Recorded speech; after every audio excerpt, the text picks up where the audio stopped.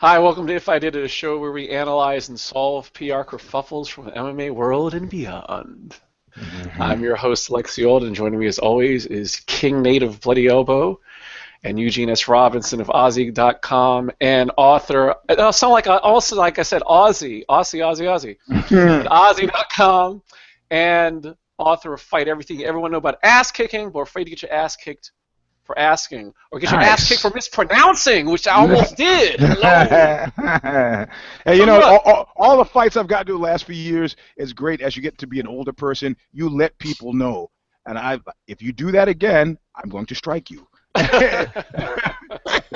the long arm of Eugene Robinson extending. Did you see Friday the 13th? I mean, Nightmare on Elm Street, I think the second one, when Freddy Krueger was harassing somebody and he called her on the phone and said, "I'll be your boyfriend now." And then through the phone, tongue. old school phone, the tongue was Yeah. wagging. Like, ah! Yeah. So, like, I can just see, like, the fist Yeah. of Eugene coming from Yeah. my, if you see a flying I fist. think I think because people think if you warn them that you have no intention of doing it, because if you were going to do it, you would just do it without warning them. So the fact that I warned them and then hit them is a surprise. Reminds See, me when I was a kid, I used to say, well, I told him if he did this, then I'd hit him. I told him, he did it again, so I hit him. Anyway. Exactly. We see, Speaking of we came from the same neighborhood. So go ahead, speaking of hitting, Eugene, you're sir. Joe Rogan. On Yeah. the MMA Hour, Ariel Helwani denied your claims that he has moles within the UFC and rejected your assertion that he was warned by the UFC that releasing insider information would, quote, ruin people's lives, end quote. He said, quote, "You're just making yourself look worse when you're putting this out there, so stop it. Move on. It's over," end quote. Is it better for your brand to squash this beef or serve it? Man, yeah. No, I saw that story, and it was like one of those moments where you go like, ho ho ho. Look. If you go to YouTube and type in Joe Rogan versus feminists, I've mentioned this link before. You can see my friend Lydia Lunch, the no wave queen, post punk queen of New York, at the end of a Joe Rogan comedy show. And if you know Lydia, it makes perfectly good sense. At some point, she does this kind of slightly patronizing thing. Maybe she touches Joe. She goes, there, little boy." And Joe, like a guy who grew up being bullied, which he was, fucking flips the fuck out and just lays into her. And actually, I had a lot more respect for her after that because he was merciless. He goes, "You are an out of shape, middle aged woman, with your spooky, and Lydia, to her credit, just fucking took it. So I'm not saying dude's thin skinned. I'm just saying that he's got a lot of arrows in the quiver and causes to use them when the occasion arises. And if he's held his fire for any period of time, it's because in true barroom fashion, it's the bald one saying, "Come on, Joe, don't hurt him, Joe, don't hurt him," or Please, Rogan, don't right, hurt him. or it's his pre-existing connection with dudes, whether it's his uncle or his father. But I mean, if for a period, I mean, this is true character we're out. For a period, weirdly enough, the crowd was behind dude. Crowd was, "Oh my God, first Burt, first Stitch, and now Mr. Hawani." They were behind him. But Joe Rogan is probably one of the most beloved people involved in MMA, and partially for good reason. He's like a rectitude guy. He calls out. partially, just partially. Oh yeah, I mean, yeah, I'm not so down with his hunting thing. I'm a former hunter myself, but it seems like he's carrying the bullied kid thing a little too far. But I love the guy for calling out Carlos Mencia for essentially pulling the Mike Tyson thing of like, what are you going to do? I'm going to speak truth to whatever. You don't like it. What are you going to do? So he calls out Carlos Mencia. And you don't for half a second, even though you know who signs his checks, you don't for half a second doubt anything he says. Like Tony Montana says, "Even when I lie, I tell the truth." You understand that he understands who pays him, but Joe on his own show, the Joe Rogan Experience, is not lying. He'll hold back. He will omit, but he's not leading you down this road and going down this road. No way. But Huh? but he does repeat conspiracy theory nonsense as he picked up on the interwebs, and he could be repeating lies that he was told by people in the Zuffa offices. It could be, but You know that. I know that. He knows that. And he Everybody said it knows that. as much. He said Yeah, it as much. there's no double dealing. I mean, this guy, if Joe is coming to town and you're an MMA insider, he's doing some stand up. You know, you just assume you might get free tickets. He's coming to hang. He's your Jake Shields. He's coming to roll. I mean, this guy is invested in the community in a way that's far significant to Mr. Sit behind the desk and get lots of favors and checks from people that we don't know. All right, So so should he serve it or squash it? What should he do with this? if I were him, I would act like in those like 1970s Love Boat episodes or Fantasy Island when he wakes up and it was all a dream, you know. It's all I don't know what happened. Where was I? What did I do? Or like my oldest daughter recently told me, I went to sleep on Friday and I woke up on Monday and my whole life was destroyed. That's not a good sound. Nope. Yeah. I don't know what Rogan should do, but one factor you got to consider. Oh, he's asking what the Mr. H should do, right? No, I said no. Rogan. What should Rogan do? If you're Joe Rogan. Oh, I'm sorry. Because Helwani has told you. He said I don't have any moles. Move on. So like he's telling you to move on. So if you're Joe Rogan, you're like, okay, do you move on or do you? No. If I'm Rogan, unless I get explicit today, unless the bald one gets me on the phone or dude's uncle or father calls me and goes, look, the kid doesn't know. I'm laying into him. It's like, do you know who you are?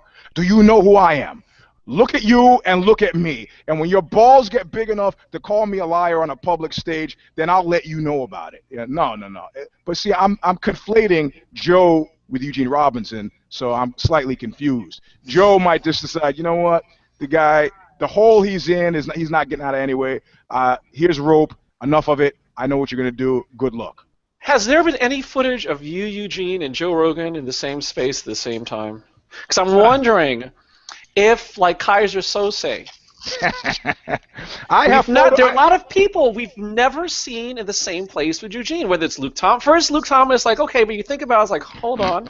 And then you have Joe Rogan. I mean, with your thespian background, I'm kind of wondering about that, man. You know, I have a picture of me and Joe Rogan cage side when somehow I showed up with my luggage in a grocery bag.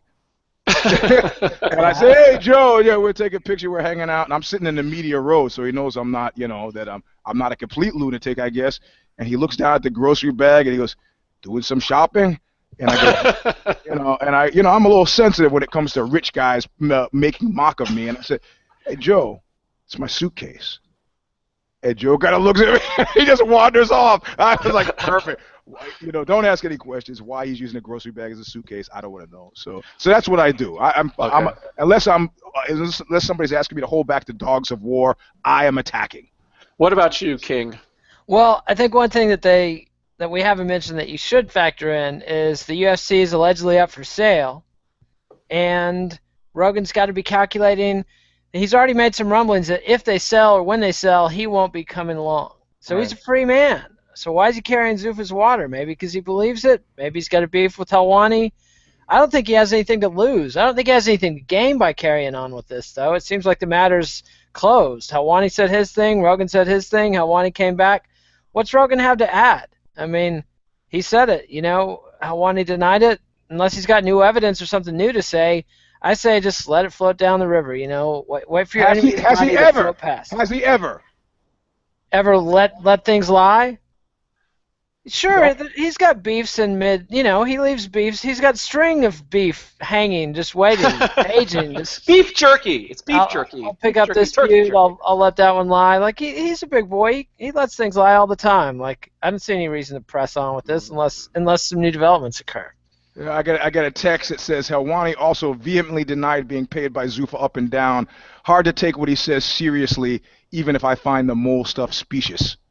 Well, he did admit being paid by Zuffa, but again, I'm recusing myself, so I'm not supposed to. Well, let's move on then to a matter where you don't have to recuse yourself, King. You're Dana White. On Friday, according to the New York Times, Donald Trump said, I'm thinking about getting some of the great sports people who like me a lot. And he name-dropped you. Quote, Dana White. You know Dana White, UFC? Guy's a champion. These are champions, end quote. Uproxx put the pieces together on how it could happen. Quote, UFC is doing a show in Chicago on July 23rd, a few days after the GOP convention in Cleveland that runs July 18th to 21st, end quote. You have been invited to boldly go where no one has gone before. Is it better PR to just say no, or do you make it so?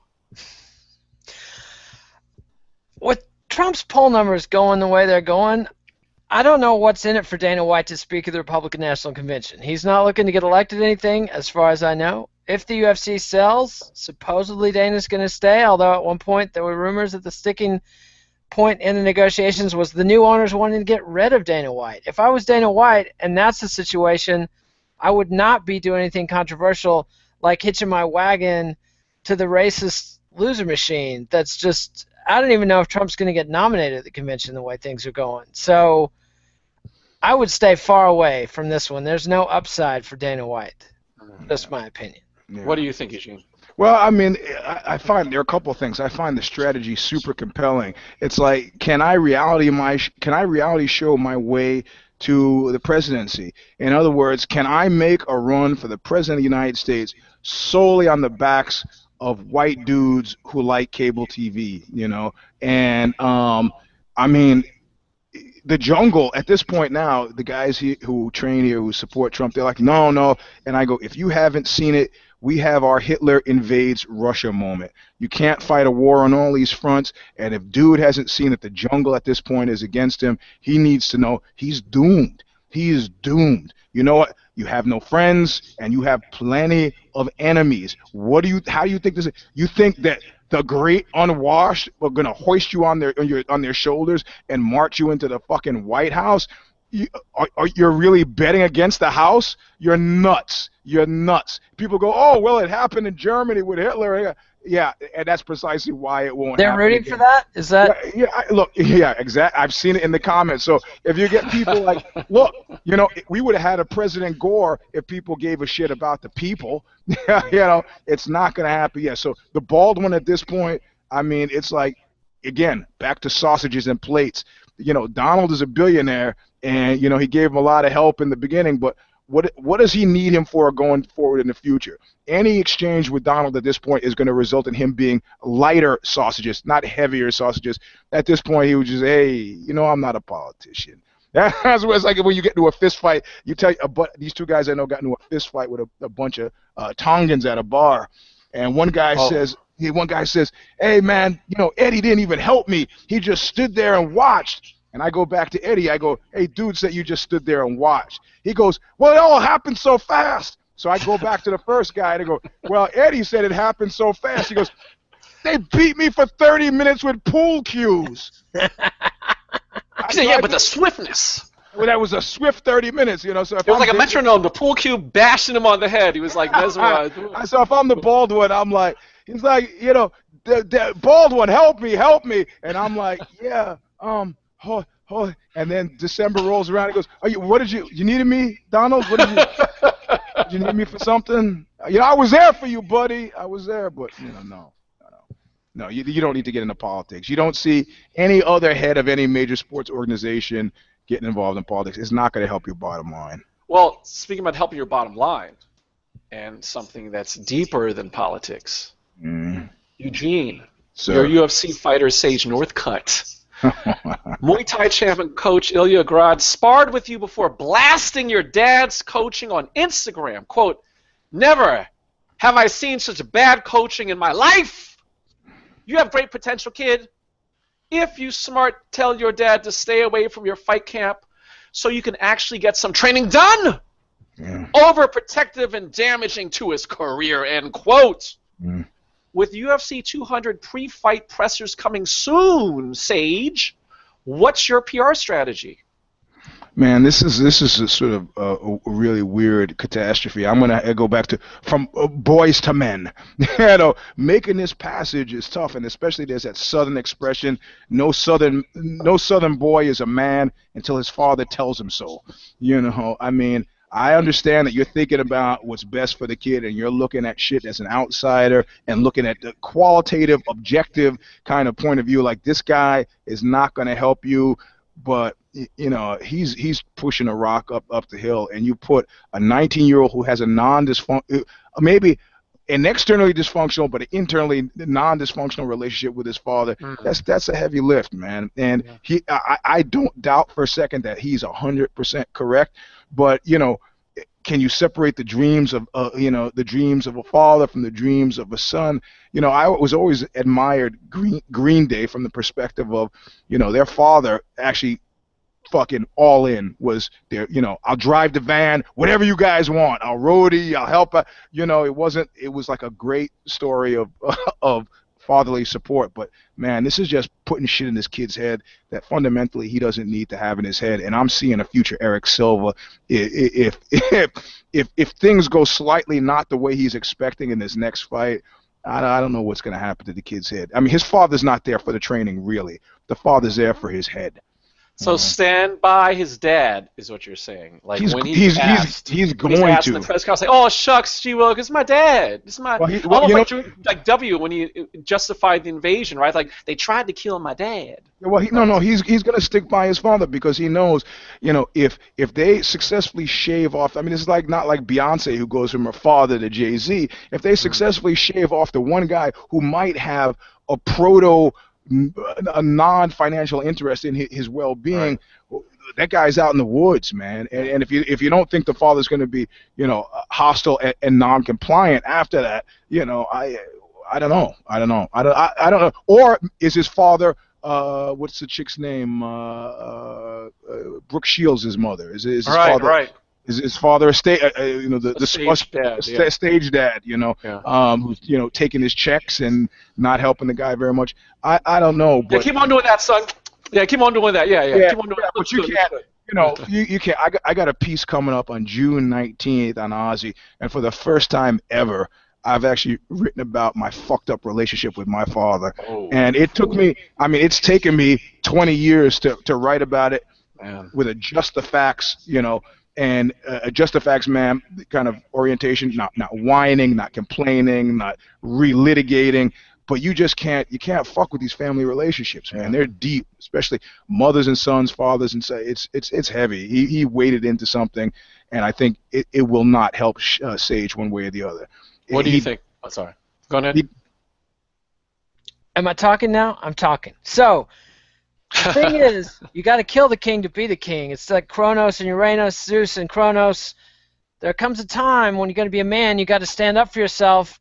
If you're Brian Wilson, Murray Wilson's in the studio, one too many dies. Murray's the guy who drove the Beach Boys around, who funded their first record label. Eventually, Brian Wilson said, "Enough, you tone-deaf old fool," and shoved him out of the studio. Like, there comes a time when you're great at this stuff, you got to go out on your own. Todd Marinovich went out on his own, left his dad behind. I mean, you know, there's a time to become a man, and, you know, it could be like Amy Winehouse's dad or whatever, where Sage Northcutt's dad obviously was around for the raising, which Winehouse's dad was not. But Winehouse's dad was parasiting around and egging her on for her worst impulses, preying off that paternal bond. I think kid needs to cut it loose. Like, he needs to get the best trainers he can.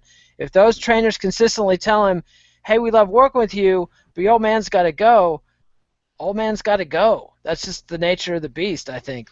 I mean, these bonds are there, these pains are going to be real, but if you want to be a winner, train with the best people, get negative factors out of your camp.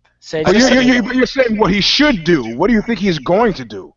I don't know what he's going to do. I'm saying what he should do. I don't care what he's going to do. You know, I just had an image of Harry and the Hendersons, you know, like Sage's dad, like Harry. It's like, go! Like, go! He like turning around. Hijinks. Okay, so Nate, you're the NBA. Golden State Warriors power forward Draymond Green has, because I was gonna make a joke, the Nate Basketball Association. Look, I don't even know why we're even talking about that. I mean, if you guys were born yesterday, but go ahead.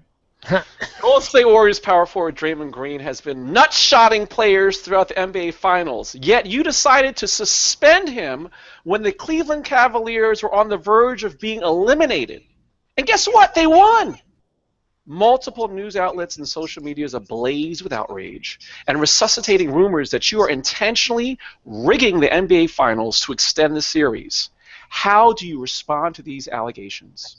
You air Game 7 and you move on down the road. The NBA hasn't been killed by this stuff before. You milk your series. I mean, Game 7 is worth a lot of money.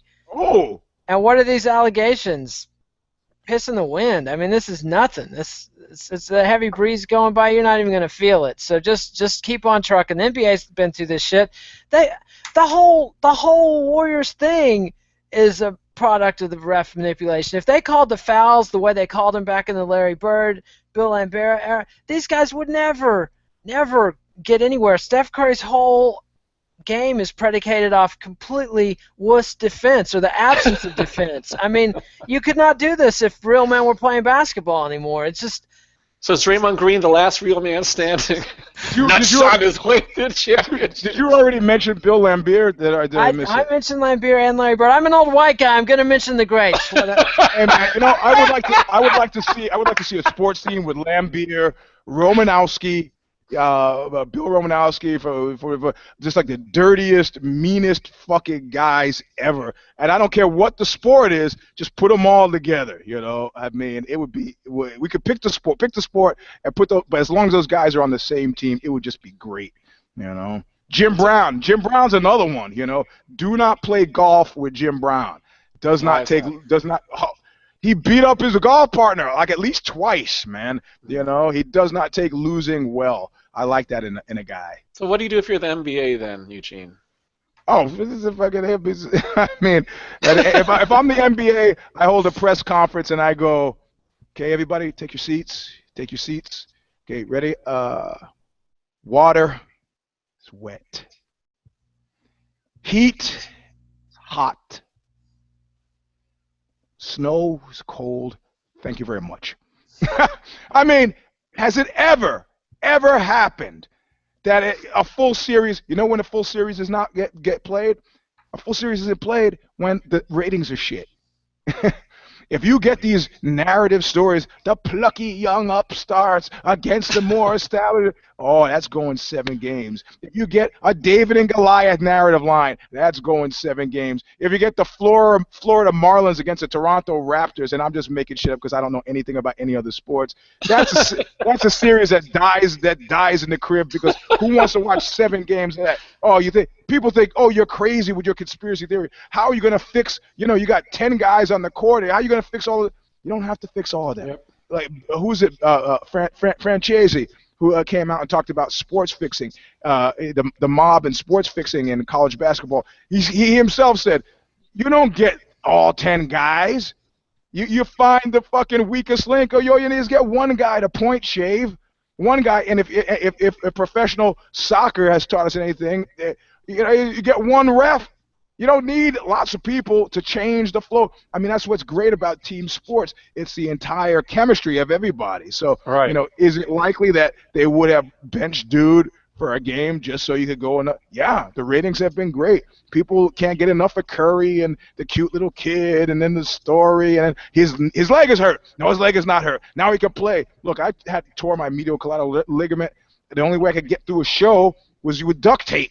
This guy's out there playing professional basketball. I'm not buying any of it, man. It's all rigged. Well, that's what's interesting is if you actually look at the Who's Watching the Watchmen archive on Deadspin, and you'll see for years they had Tim Donaghy, the disgraced ref, breaking down the calls in the games. He's like, look at this play. The foul happened right in front of the ref. The ref can see if he didn't call it.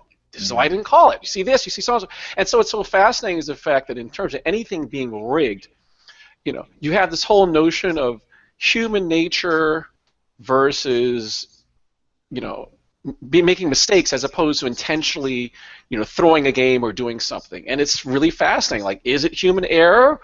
Are there consistent mistakes being made intentionally? Mm-hmm. And that's what makes the stuff of this conspiracy fascinating. Well, if you ever read Goodfellas, when he talks about shaving the scandal with Boston University where they were shaving points, even with a dirty, underhanded scheme like that, there are still constant fuck-ups and screw-ups. You'd have games where the kids would just decide, hey, we feel like winning, even though there's murderous Jimmy Burke back there having a heart attack, ready to kill him over it.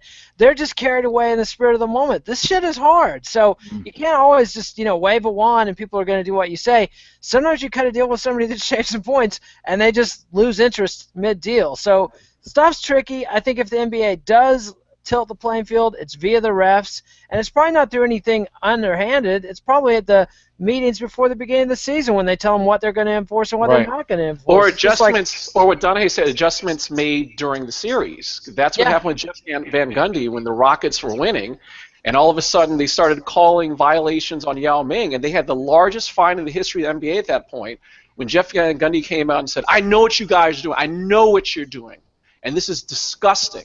And they slapped a big ass fine on him. I think it was like 150 grand. Yep. Well, also, listen. Let's not make believe. I mean, we've seen many cases in which institutional will was heated, and then when people came back and said, "Can you show me an order? Can you show me?" Right. I mean, there's a real dearth of a paperwork trail leading back to Hitler that says kill 12 million people.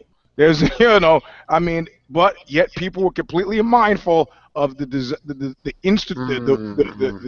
directing institutional will. I'm not comparing the NBA to Nazi Germany, I guess. Well, maybe I am, but I mean, look, everybody. The jungle is not a mystery. We're all in it. We all, so, I mean, is it collusion? I don't know if it has to be collusion. If we all want the same thing at the same time, who's colluding? Who's colluding with whom? Right. The only people losing are the degenerate gamblers out there who are like thinking that this shit is like kismet. Well, speaking of kismet, Eugene, you're New Jersey Governor Chris Christie. The New Yorker reported disturbing news about your role in the Trump campaign. Manservant.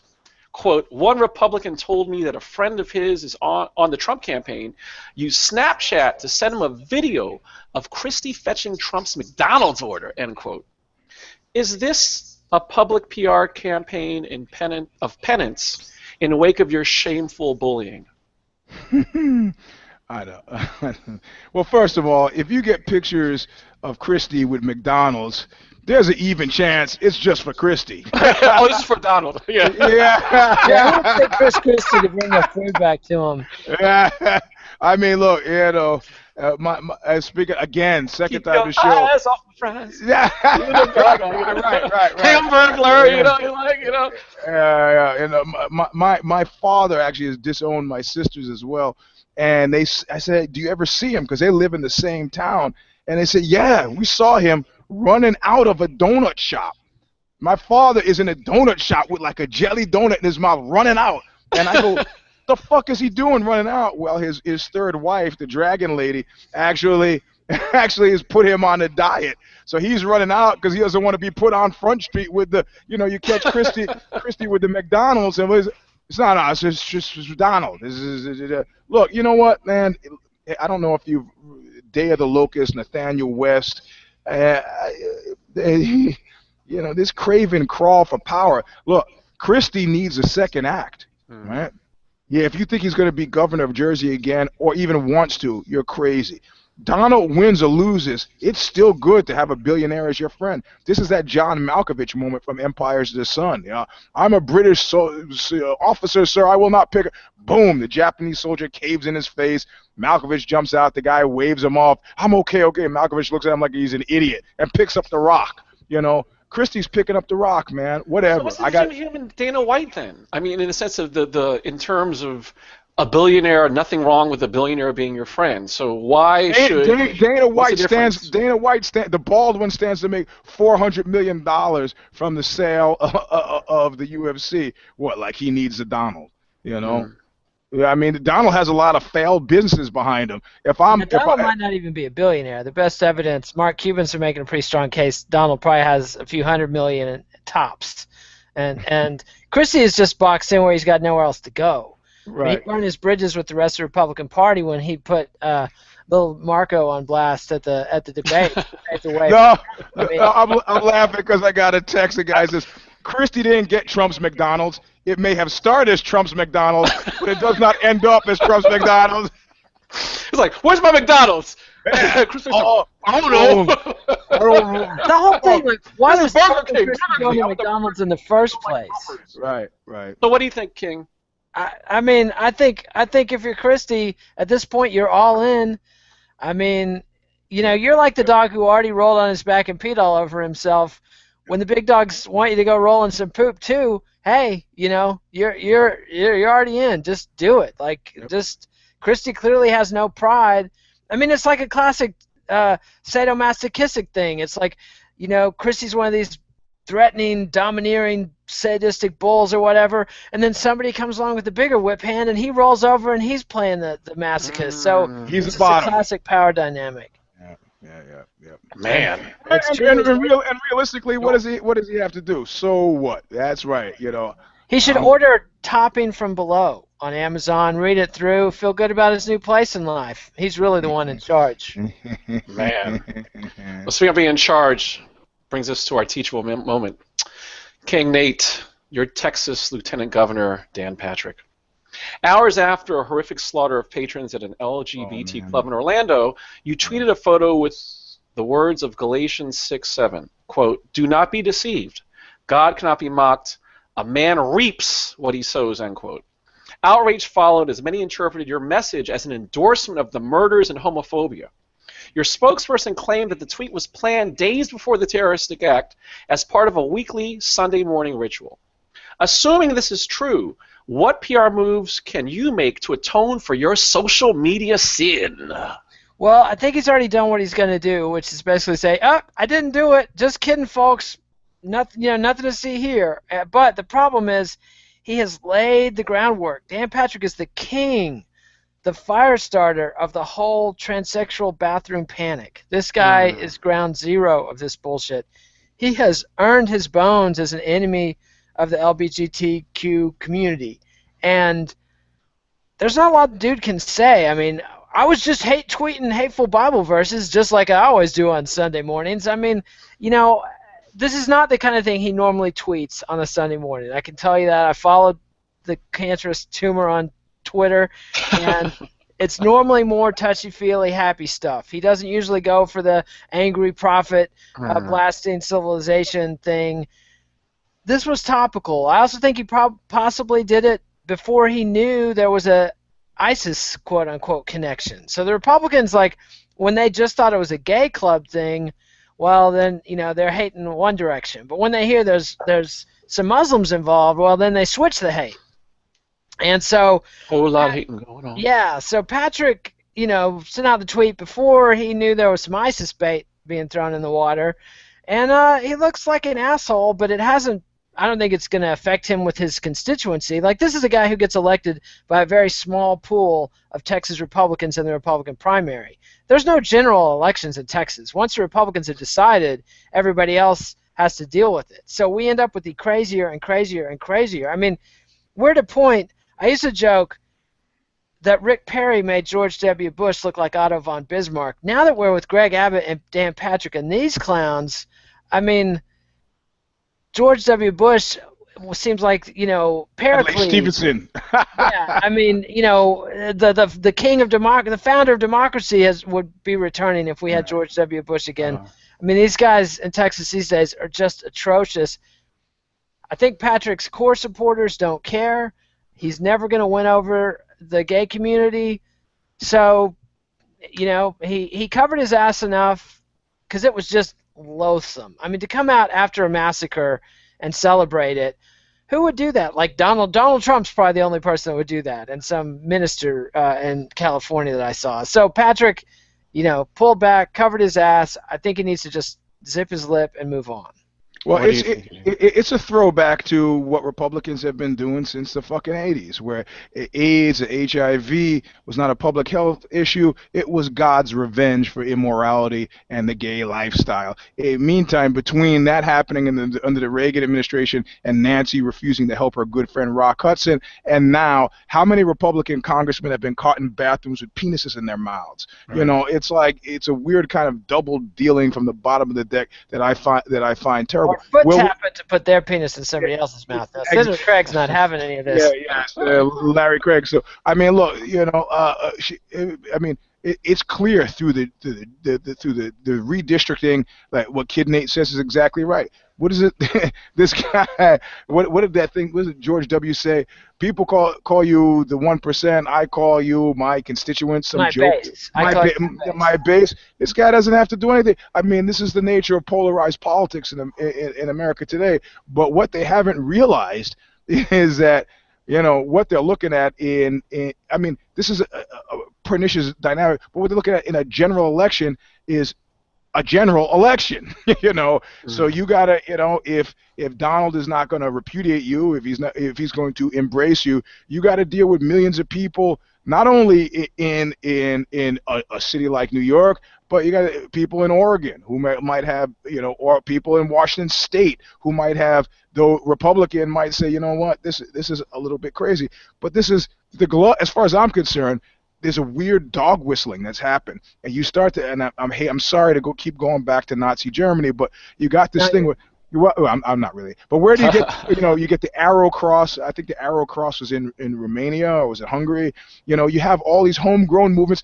There are Indians now, based on an NPR report as of yesterday, who are celebrating and fully supporting a Trump presidency because they've said finally someone is giving it to the Muslims. I mean, it's like India elected their own Donald Trump a couple years ago. Modi, right. Modi, they've asked Modi for a position on it, and Modi has said, look, I just like Obama. He's not playing any favorites, but clearly there have been enough Muslim massacres in India to justify the creation of the country of Pakistan. So look, I mean, this is everybody. It's like kind of all the lunatics. It's like warriors, and all the lunatics are like, oh shit, the guy Duda, the guy in Poland, is like, oh, I mean, it's just. It really is like a lot what happened in the 1930s. I mean, people are answering. He's providing cover. All of a sudden, Marine Le Pen looks reasonable. I mean, by putting the goalposts for right-wing lunacy so far out, it's created cover for all these guys. They're all standing up, raising their hands. It's a kumbaya moment for crazies. And you know what? I'm not willing to dismiss them at all. I'm not for a second going to dismiss them, because in my mind, nobody comes out of the chute that way, and these guys have bona fide grievances that if you're a savvy politician, center left, you're paying attention to, It's a bomb! That brings us back to Eugene's Lost Battalion, Dark Star, Major Tom. Austin, baby. Emily Austin. What was she thinking? Could you tell the listeners who don't know and viewers? Okay, she's a some half-ass sports commentator, and she's on local news in Florida. Yeah, and I guess some connection to SI, or is it ESPN or some such thing? I'm not remembering. Fox. I think it was Fox Network. Yeah, Fox Network. Fox has dozens of local and regional affiliates, so it's not like she's on Big Fox. She was on one of the little Florida Foxes. Right, and it's essentially a show kind of like this one, but they got 4 people instead of 3. They're all sitting on the couch. She did a Facebook Live broadcast, not on Fox. Yeah. Barstool, I think it was called. Yes. Yeah, thank you. And at first, this was a story that I dismissed. It's like, some sportscaster said some shit out of pocket. I thought Jimmy the Greek had been railroaded. I just, in general, haven't paid attention. Howard Cosell, I thought, got railroaded. I mean, what? But then I actually watched it. I actually fucking watched it, and it's like, you know what? I don't know if you're old enough, Alexi, to actually have been on the cusp of, certain interracial realities that were always pretty curious. And I remember in the 70s, the tagline, the whistle was, "I'm not opposed to interracial relationships. I just worry about the children." I'm not a racist or anything. I just They'll be so worry. confused. Yeah, they're being confused, and for me, I didn't Which have race are they going to go towards? I didn't have a Black or the white? I didn't have a single person. See, these people are confused about the nature of When racism. they show up at the swimming pool and we throw rocks at them, they're going to go, why? Why? Right, And I should right. know I throw why. rocks at half of my body. Right. So so I'm like, okay. So the guys lead her.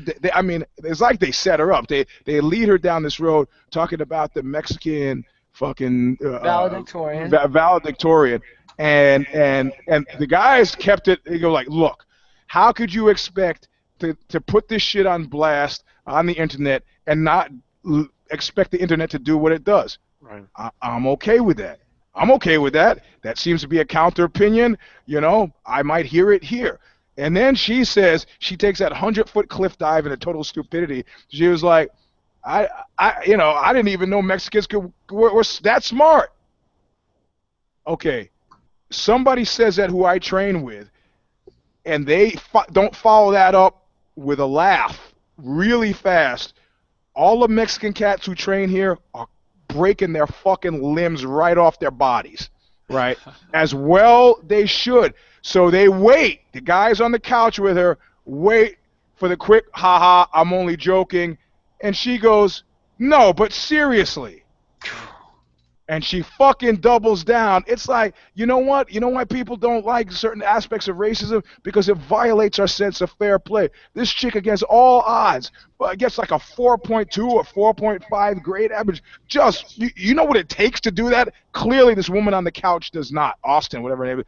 So you know, and then she's doing the standard thing. I mean, I'm surprised she hasn't run off to rehab, but the standard next day, apologizing to people who really know me. Don't forget the Jewish slights too.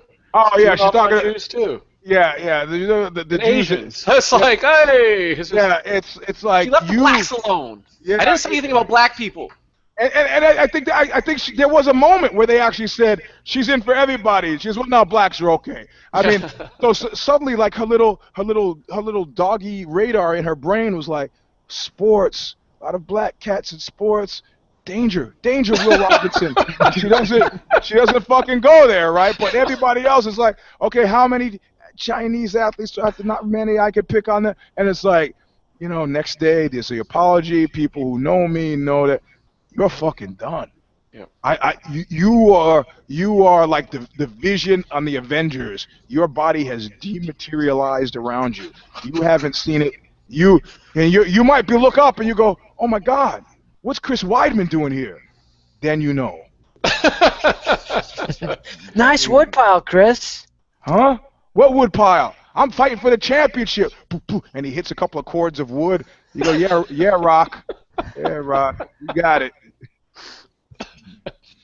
So that's my lot. I mean, we've already talked about Chris being in the Lost Battalion. I was really super amused, and he's like, yeah, I'm ready for Bisping now, man. And Bisping, you know, this is the kind of shit this is why, I love guys, like the cynical opportunists. I fucking love them, man.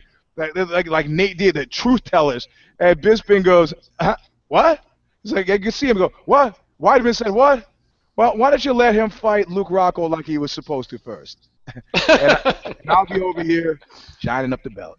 Yeah, I so love he was that. beat by the guy's grace. Like he was supposed to fight Luke, again, but I knocked Luke out in the first round, and Luke beat him too. I think it looked, you know. Yeah. Well, and then also suddenly people are looking at, oh, Chris's neck is, oh, it's better. Oh, hi. Oh, it's better. Because it's magic. He's been eating Manuka honey. He's been doing some, you know, jazzercise. His neck is better, right?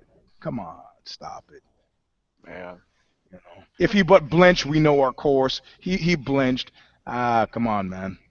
Come on. Blenched or blanched? I believe it's blenched. I think I got you this week. Oh, no. I meant to tell you, I'm gonna go back to, well, I'm gonna type it. Here we go. Non-paral. Yep. You're still throwing an extra I in there. Non-paral. You got to talk when you're waving at the camera. Oh, I got a speaker function on dictionary.com. Let's hear it. And it pronounced Put it into your mic. Oh, okay. Hold on. Nonpareil. Nonpareil. You put an I in there. Nonpareil. That's because it was so shocking. You put an I in there. That's the pronunciation I told you. Nonpareil. Maybe. Yeah. Maybe. Anyway. Well, all right. Any other additions, or is that? I want to throw in Lost Battalion Judge Prensky or Presky, whatever. Oh, you mean my former classmate? Yes. Knuckle up, you must see to see the actual proof. The proof was in the pudding. Eugene, how'd you like that? I mean, I've been saving that Frost book for years, and it was great to be able to take and show. Look at that. I'm just glad. I wondered, like, how long did it take you to erase, like, the pencil marks Xing his face out, or no. He had to cut all the times that Presky signed his annual. No, I didn't do that. But have you guys that frat party, Eugene? Have you guys paid attention to what's happened? Yeah, that's what I'm talking about. No. But I mean, like, yes. To serve. Yes. First off, 10 jurors refused to be seated by him, and now the DA's office is requesting different judges for sexual assault because they don't want 6 months. Yep. And I have to say, KA used to be right next to the fraternity where I was a boarder. I wasn't two fraternities extended me invites to join, and I told them that was fine and good. Were they really ready to get punched in the mouth? And they said, what are you talking about? I go, I'm not fucking doing any of your stupid bullshit hijinks, running around, throwing stuff at me. So if you're ready to fight, I'll be a member of your fraternity. But you weren't down for the elephant walk? No, without none of that shit. So Omega Psi-Phi asked me to join the black fraternity. The Zeta asked me to join, and the Alpha Delts. And I gave them all the same speech about fist fighting, and they all decided, well, okay, he's not into it. You got to be into it. But the frat that was right next to it was KA, which was a dumpster next to which the woman got. Those guys have been, and I don't care. I don't even have to say allegedly, because you want me to start naming names, I'll start naming names. But heroin has been going through that house, cocaine. Alpha Delts used to be nicknamed, the one where I lived, nicknamed Alpha Drugs. And after one too many overdoses and attempted suicides, they just closed the fraternity down, and now it's called Enchanted Broccoli Forest. But KA, under the radar, has been moving lots of weight through that house for years. Deny it. In any case, I think that we need a zero-tolerance policy, and anytime there's an event, the fraternity gets closed. That's it. It becomes a coeducational dorm. You can have your chapter. You can have your meetings at the coffee shop, or do like some of the sororities do, who are non-housed. But it's gotta be scorched earth, because that way they're not having punch bowls with Everclear in the punch. That way that there's some policing. How many people saw this drunk woman? That there's some policing. They go, oh shit, we need our house. No. Get him away from her. Persky is pulling from a script from Stanford 1984, and goddamn it happened then too. There was no internet. There are several girls. I walk into the post office. The guy goes, "Oh yeah, that's a girl who was at the gangbang at the Delt House." That was no gangbang. That was no consensual outre sexual thing. That was a girl who had too much to drink, and guys ran a train on her, and there was no fucking internet, and she left school and went back home, and who knows what happened to her life. They say every 2 weeks, and some friends of mine, Texas guys who were at Stanford, they're doctors now, like, I don't remember this happening every 2 weeks. It's not every 2 weeks, man. It's like in the course of a year, 52 weeks in a year, how many rapes do you have? Well, okay, that's every 2 weeks, It's happening. You got to get rid of these fucking fraternities. They're locust points for trouble. Yes, I understand brotherhood. You can have brotherhood without the house. Collections of young men are traditionally problematical. That's why Mormons have figured out missions, Yep. Next week we'll talk about the Harvard Supper Clubs. Thanks for joining us. Follow us on Twitter at Eugene S. Robinson, a kid named Alexi Old. Please give us a thumbs up, Eugene. Sorry. Yes. Leave comments on YouTube. Subscribe to MMANation.com on YouTube, MMA Nation on iTunes. Visit Bloody Ovo. Read Eugene at Ozzy.com. And be sure to check out all three of us on Amazon.com. We'll be back next week for another installment of If I Did It. And we don't know what we're going to be talking about yet because the PR mistakes have yet to be made. I got a piece on Ozzy today about the Jewish revenge squads, of which there was some slight touching on in Inglourious Bastards. I love that piece. Post-World War